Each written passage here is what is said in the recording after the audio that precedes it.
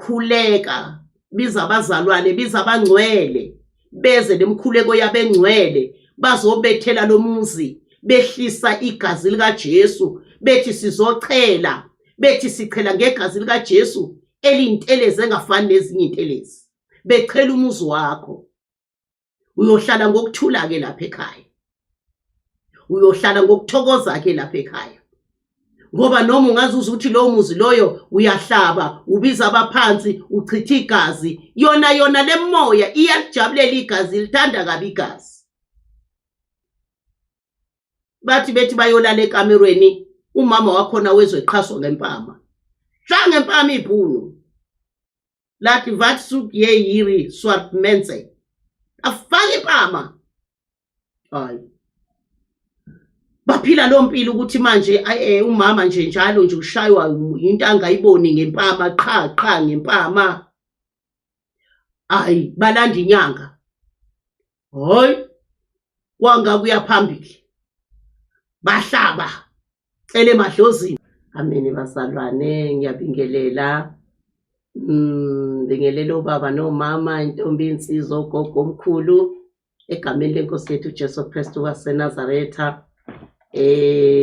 Umama tekwanike bantu nibingelelayo egameni lenkosi yethu Jesu Kristu waseNazaretha. Socela nje isikhuleke bazalwane emsebenzini wonke esiwenzayo, simmemo ongabonwayo egameni lenkosi. Bonge uJehova phefumulo wami, bonge uJehova phefumulo wami,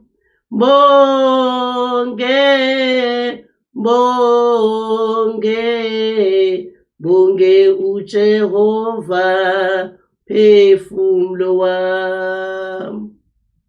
Baba wethu engcwele, isewe Nkosi yethu Jesu Kristu waseNazaretha, shonjalo Nkosi yami indoda enguDavid ithi mbonge uJehova mphefumulo wami, ithi konke okuphakathi kwami makubonge igama lakhe lingcwele. Impela nangalomzuzu Nkosi Jesu sibonge igama lakhe lingcwele.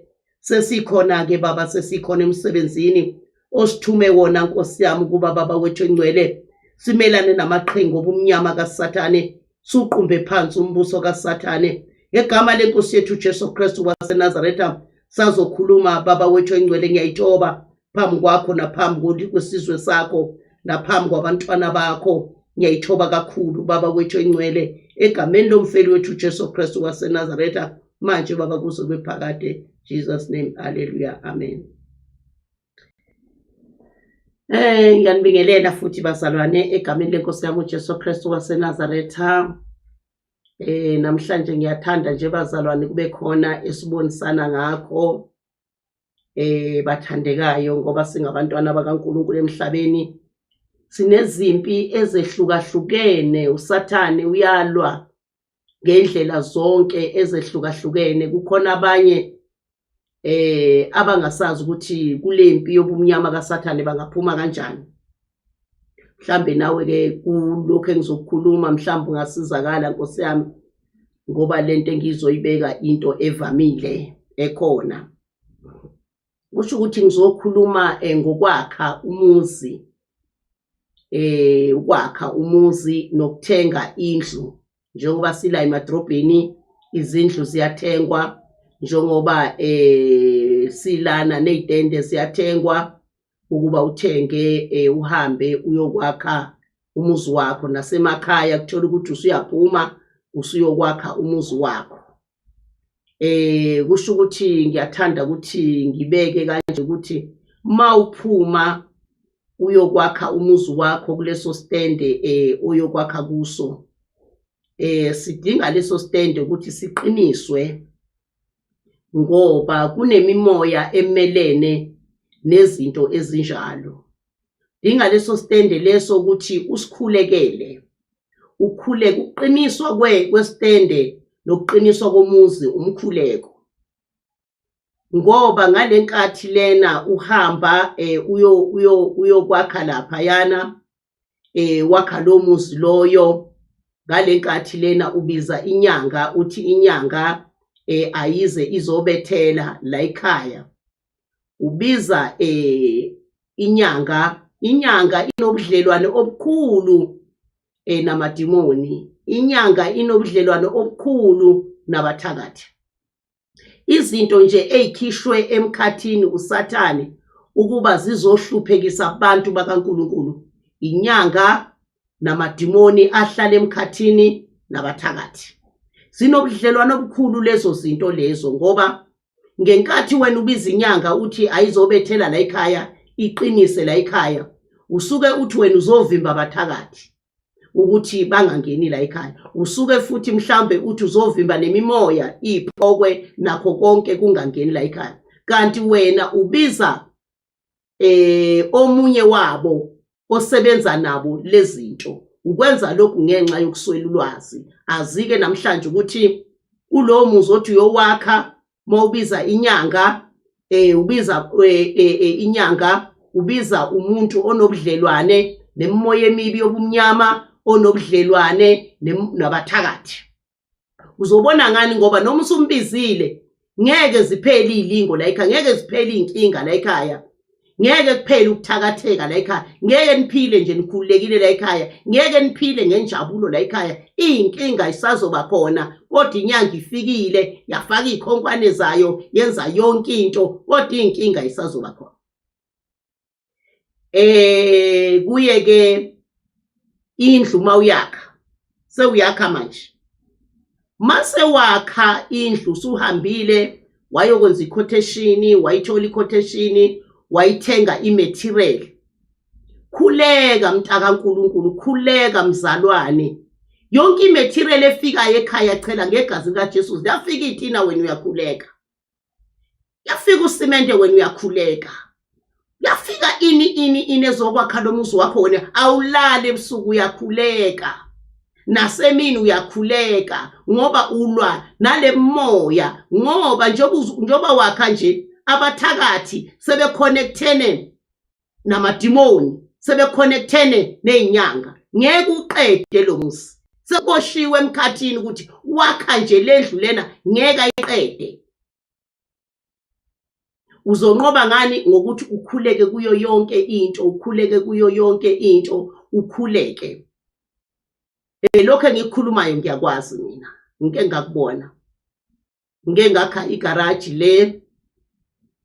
Ngathi mangakha igarage ngathola ukuthi ngiyahamba ngemsebenzini, ngishiya amasimende ayi6. Sebezokwakha uline oyi1 nje. Bafaka amaplangwe, sekuzofakwa amazenki phezulu. Ho, mangibuye emsebenzini amasimende awu4 aphelile, no line loyo oyi1 awukapheli. Hawu yini? Ngibuza untombazane, uke wahamba yini wena? Ngoba ngishilo ukuthi ubagadela bakhe, uke wahamba yini wena? Athi angizange ngihambe mama. Bebe uthatha impela usimende bewucova baka.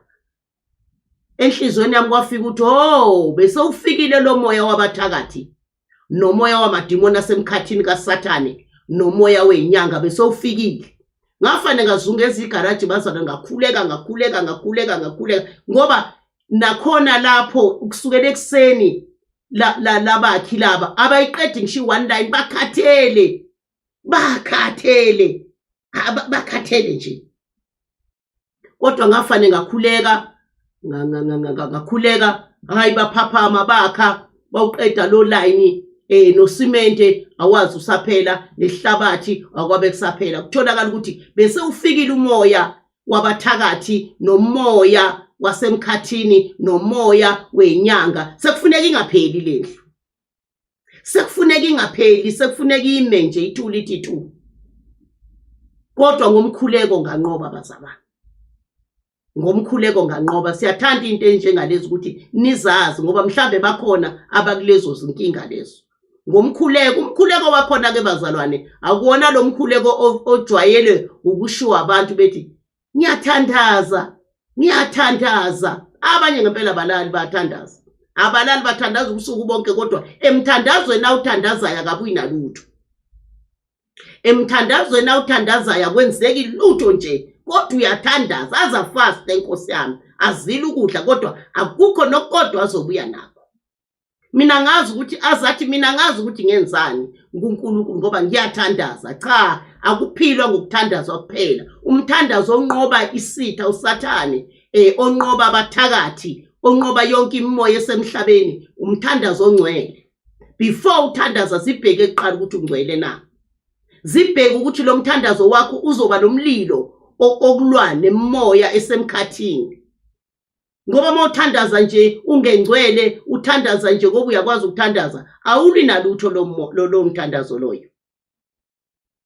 Uzobe ususho ukuthi ngiyathandaza kodwa akwenzeki lutho. Imthandazo enjalo bazalwane, imthandazo abathandazayo kungenzeki lutho, ayingcwele lo mthandazo le.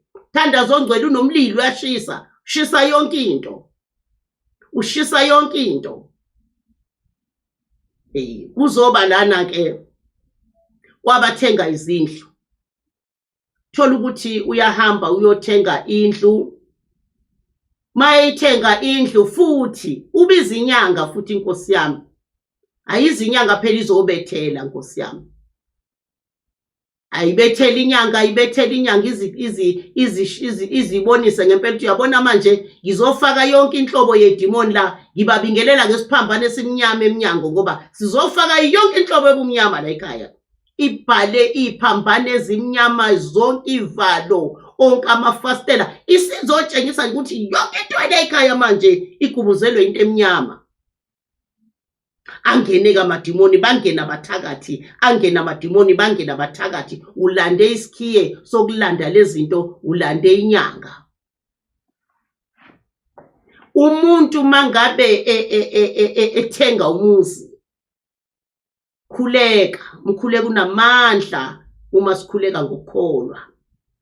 Khuleka, biza abazalwane, biza abangcwele, beze lemkhuleko yabengcwele. Bazobethela lo muzi, behlisa igazi lika Jesu, bethi sizochela, bethi sichela ngegazi lika Jesu eliyintelezi engafani nezinye intelezi. Bechela umuzi wakho. Uyohlala ngokuthula ke lapha ekhaya. Uyohlala ngokuthokoza ke lapha ekhaya. Ngoba noma ungazuza ukuthi lo muzi loyo uyahlaba, ubiza abaphansi, uchitha igazi, yona lemoya iyalijabulela igazi, lithanda kabi igazi. Iyalithanda igazi, kuzohlula uyihlabile impela, inkomo enkulu impela wayihlaba, kodwa ububi bonke busazokwenzeka la ekhaya. Azuba bikho ushintsho. Amabhadi azoba khona, amashwa azoba khona, ukugula kuzoba khona, ukuhlupheka kuzoba khona, kodwa nayo inkomo ibidindilizile, nayo inkomo ibilele. Kodwa uma ngabe uqala kokuhlakanipha ukumesaba uJehova, uthi celani kimi konke, uthi ngizonenzela. Abantu abake bahlakaniphe namhlanje bake bacele yonke into uNkulunkulu abenzele ngoba bangabantu bakaNkulunkulu. Mawuyothenga indlu, before uyongena kuleyo ndlu leyo, biza abangcwele.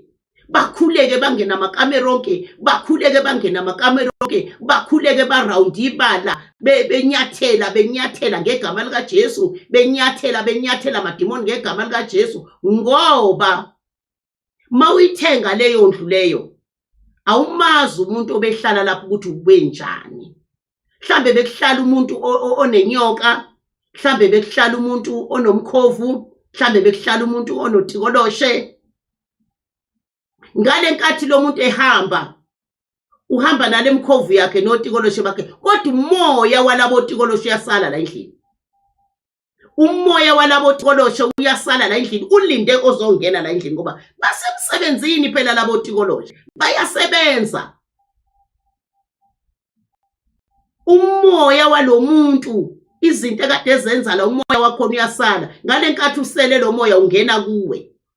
Uzobona wena uthenge indlu enhle kodwa akukho ukuthula la ekhaya, awulali la ekhaya, akukho ukujabula la ekhaya. Umangale ukuthi yini? Kanti umoya wezinto zalomuntu okade la ekhaya, umoya wazi usalile. Uhambile impela nenyoka yakhe, kodwa umoya wenyoka usele la ekhaya. Uhambile impela notikoloshe wakhe ushort boy, kodwa umoya ka short boy usele la ekhaya. Yabona nje, ake ngilinganise nje ukuthi njengami nje mina mina yabona mina manga ke ngidayisele umuzi engihleli kuwo noma mangakuzothengwa nje inyanga impela eno short boy enenyoka angazi ukuthi ngalinganisa yipi ngoba pha nkosami nenyanga manje angisazizwa nje zilanda ngento zazi ukuthi useyiphuphile inkosi yami ngempela nje kuze enkulu ugonondo ngempela okuthiwa nje usuka sambe okuthiwa uhlala emanzini akanalo nekhaya eze la ikhaya azothenga lo muzi lo engihleli kuwo manje uyabona angathi engena nje futhi ngeke ingene nokungena ilwane zakhe zingama lapha ekhoneni zithi asiyithina kuloya muzi noma ngiphumile mina kodwa inkazimula umlilo ebenginawo ugcwele amagumba amane wala ugcwele indongwa ugcwele ivalo ugcwele amafasteleni ugcwele esinkini ngoba into ebengiyenza la ibitshaleka yayibona into enjani make zaforced ukuthi zingene la ekhaya zingafa manje zingena nje ngoba kugcwele umlilo wasezulwini kanjalo ke nani enithenga izindlu mhlambe lo muntu onja okade ehlala lapho bekuyinyanga mhlambe bekumthakathi uzobona wena umoya obuthakathi usele la ekhaya uyobona omunye wefamily yenu esethwethuliwe seyithakatha wasala umoya manje yonke into siyinqoba ngomkhuleko yonke into siyinqoba ngomthandazo thandaza unamandla uma sithandaza ngokholwa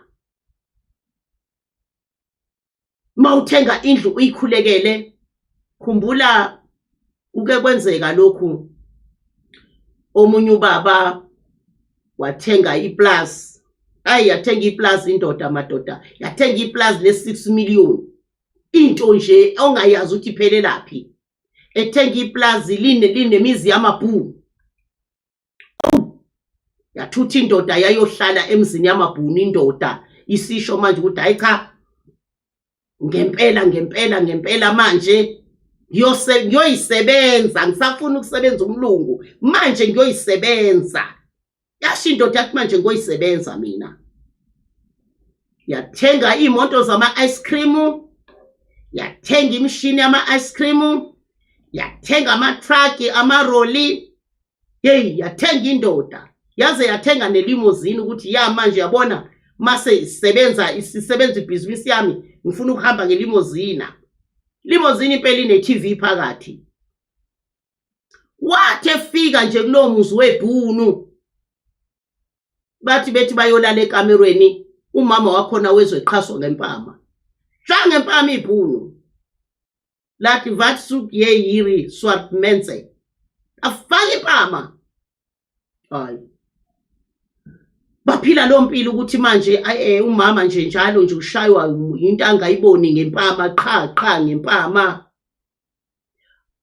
balanda inyanga hoyi wanga kuya phambili bahlaba cele madlozini wanga kuya phambili imoto laphandle akusanyakazi neyodwa seyisekelwe ngeyitini imoto azistart imoto kufile azistart imoto the indlu isuka yayiphephuka indlu enkulu ngazi how many room there indlu enkulu I'm sure ngazi how many 25 rooms angazi yayiphephuka bu yakreka wafafestela wawazivalo kwawama odropu wawamakhabethe kwahlefeka yonke into fikile umoya wasemkhathini fikile umoya wokufa wamabhunu hayi kwaya labazalwane sebehlupheke kakhulu labantu sebehlupheke kakhulu saze satholakala nathi kwasho wathi hayi siyacelwa ke sizokhuleka ngempela ke saya abazalwane sayokhuleka uthe nje masehla emontweni umoya ingcwele wakhuluma wathi ningabe nisangena nasendlini yipokwe lezi lawyer la ekhaya yipokwe lezi ezibulala yonke into la ekhaya nanka amathuna lapha ya phansi kwaleza ihlahla amathuna amabhunu abakudala hayi ngatsho emakhaya hayi ngatsho njengabantu khuluma amabhunu akudala mina hayi nangempela ngabatshela bazosathi kuthiwa siye lapha kwanzima bazalo ukuthi siyothandaza emathuneni ngoba kwenze njani kodwa ngoba umoya ingcwele useshilo fanele mawuthunywa uNkulunkulu umlalela umoya ingcwele noma ngabe uthini saye emabhunwini emangcwabeni safike sakhuleka, safike sakhuleka, safike sakhuleka, safike sakhuleka. Saqede lapho sahamba. Ngempela lo moya omubi wahamba lapho, awuphindanga lo moya omubi, wabuyela lo mdeni engcebweni yabo, wabuya namhlanje basekhona basaphila, bayiphilela kamnandi ngenxa yokuthi kwakhulekwa. Ngizoncoma umkhuleko namhlanje ukuthi noma ngabe uyakhuleka kodwa ugada umkhuleko wakho uthi ungumlilo yini. Mangabe umkhuleko wakho ungumlilo, uyonqoba yonke into, uyosiza ngisho abanye. Namhlanje bakhona bayiphilela. Sakhuleka emabhunwini, sathi amabhunu sawachitha ngegama lenkosi uJesu, sawanqoba ngegama lenkosi uJesu, gama lenkosi uJesu Kristu waseNazaretha. Kwazoba nomunye umama la, njoba sifikile la eOrange Farm, safika yena wakha endaweni okwangcatshwa khona inkosikazi yeBhunu, ngoba phela le ndawo esakhe kuyo thina kwathi makufika inkululeko sanikwa indawo, kwathathwa indawo zamabhunu sakhe kuzo. Hawu, kanti lo mndeni lo wakha phezulu kwengcwaba likaMedem.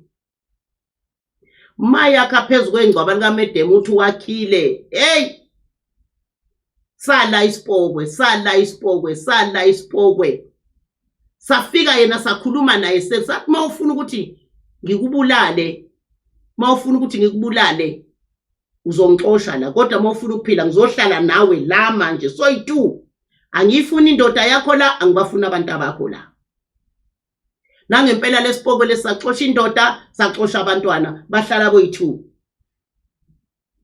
Uthe mabehlala beyi2, mayohola lo mama ehola impesheni, wathi ungathengi ngishushukela, uyibuyisa imali uyibekela etafuleni. Lo mama uyibuyisa imali ayibeke etafuleni. Lo mama lesipoko siyithathe imali. Hayi, kwenzeka akaphumi lo mama la endlini, ngathinta umoya ingcwele ekuseni ukuthi hayibo, lo mama lona okwahlala kuvaliwe la uthi usaphila, ngoba asisabone nengane zakhe, asisabone nendoda yakhe, naye asisamboni. Wathi umoya ingcwele ake ngihambe ngiyekhona. Ngaya khona ngafike ngakokota. Mangikokota ngiyamfica, usabanjani umama wabantu, akadli akanjani umama wabantu yini na?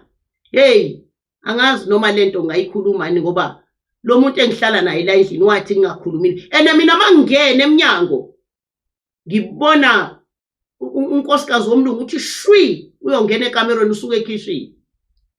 Ngithi mina hayi kodwa ngingakhulumi. Athi lo muntu engihlala naye la endlini wathi ngingakhuluma indaba zethu naye. Ngathi uzazikhuluma ke ngoba ngithe ngena la endlini mina ngabona unkosikazi weBhunu. Uhlala neBhunu wena la? Wathi hey, makahle ngosengizokutshela ngoba nayi indaba seyiqalile.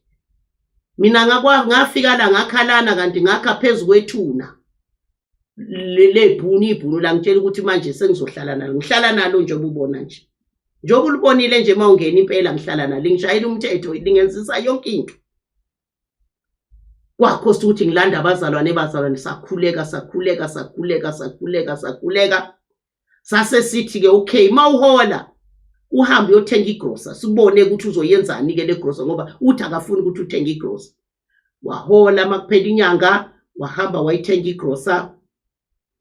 Wathi nje eyibeka igrosa, isipoko lesi savulela amanzi, yonke indlu yagcwala amanzi, igrosa yaba manzi, impuphu yaba manzi, ushukela ini. Sabizwa futhi kwathiwa hey, nanka amanzi asegcwele indlu, isipoko sesivulele. Safike sakhuleka ngegama lenkosi uJesu Kristu waseNazaretha, sathutha leso sipokwe sahamba. Ngisho ukuthi bazalwa namhlanje ngizoncoma umkhuleko, ukuthi wena okhulekayo khuleka. Umkhuleko unamandla, umkhuleko uyazenza izinto, kodwa bheka kuqala ukuthi ukhuleka nje uxhumene noNkulunkulu, uxhumene noJesu. Uyamthokozisa yini uJesu ukuze akuphendulele lo mkhuleko wakho? Uyathokoza yini ngawe? Akukhulekwa nje noma kanjani, ngoba nabathakathi uma beyothakatha bayakhuleka ukuthi inkosi Jesu uzungigcine ngingabanjwa la ngiyothakatha khona. Manje umkhuleko kufanele ukuthi umkhuleko omzalwane ube umkhuleko nomlilo, ube umkhuleko ongcwele okwazi ukubhoboza umkhathi la emkhathini, amadimoni emkhathini ashe, kuze kushe ngisho abathakathi bethi bayathakatha, kuze kuphuphe ngisho imithi yenyanga, phuphe yonke into, kufa otikoloje, kufa inyoka, kufa imkhovu, kufa iguphu. Umthandazo wabangcwelekile, umthandazo ofunekayo manje esikhathini lesi siphila kuso, ngoba siyambona uSathane manje uyabhodla njengebhubesi. Ngizothanda ke ukufunda izwi lenkosi lapha kwiZaga 3, lapha kwiZaga 3,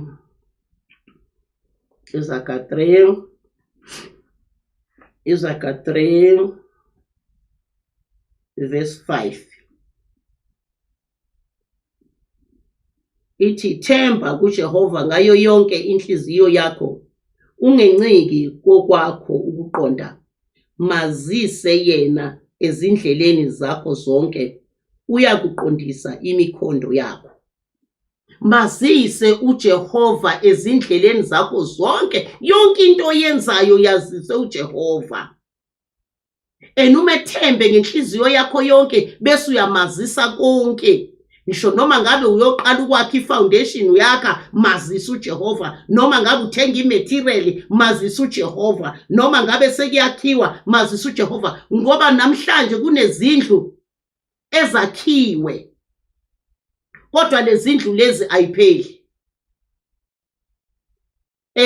Umuntu wakhona wayese enemali eright yokuthi akhe umuzi wakhe awuqede, kodwa kutholakala ukuthi ayikhona indla isapheli. Uyakhile indlu, iroof ingakasayitholi, imali sintshontshwe ngamadimoni, akayazi imali ukuthi yenzeni, sintshontshwe yilimoya. Uthola ukuthi uyakhile indlu, wayifulela kodwa akasakwazi ukuyiplastela, akasakwazi ukuyiganda phansi, akasakwazi ukufaka amafastela, akasakwazi ukufaka izivalo, akasakwazi ukuthi imali isintshontshwe yimimoya. Kodwa kubethelwe la ekhaya, ubethelwe la ekhaya, izile inyanga yazobethela, futhi la ekhaya kuhlatshiwe or imbuzi or inkomo kubikwa lo muzi, kodwa nanku umuzi awusapheli, amadimoni aseyintshontshile imali yokuqeda. Kunabantu bazalana abaneminyaka imizi ayipheli, abanye sebeze bafa bashiya kunjalo, umuzi nje awusapheli. Akasazi manje ukuthi uzokwenza njani, ngoba wayebhajethile ukuthi mangibhajetha kanje ngiyokwakha indlu yami ngiyiqede. Ne-quotation futhi yamvumela ukuthi ngempela le mali lizoyiqeda lendlu, kodwa ngenxa yemoya ehlasela emhlabeni, ngenxa yabantu ukuthi bayabhubha, ngenxa ukuthi baswele ulwazi, abazi ukuthi ukuphephela komuntu konke kuJesu. Kunezindlu namhlanje ezimile nje, ezinye sezezamile utshani, zimile nje, kodwa kubethelwe, kuhlatshelwe namadlozi, kwenzelwe yonke into, kodwa zimile nje. Namhlanje ke sizoshumayela ivangeli ukuthi themba kuJehova ngayo yonke inhliziyo yakho, ungenciki kokwakho ukuhlakanipha nokwazi kwakho, ungenciki kukho. Mazise uJehova yonke impilo yakho, mazise uJehova egameni lenkosi yethu Jesu Kristu waseNazaretha. Amen.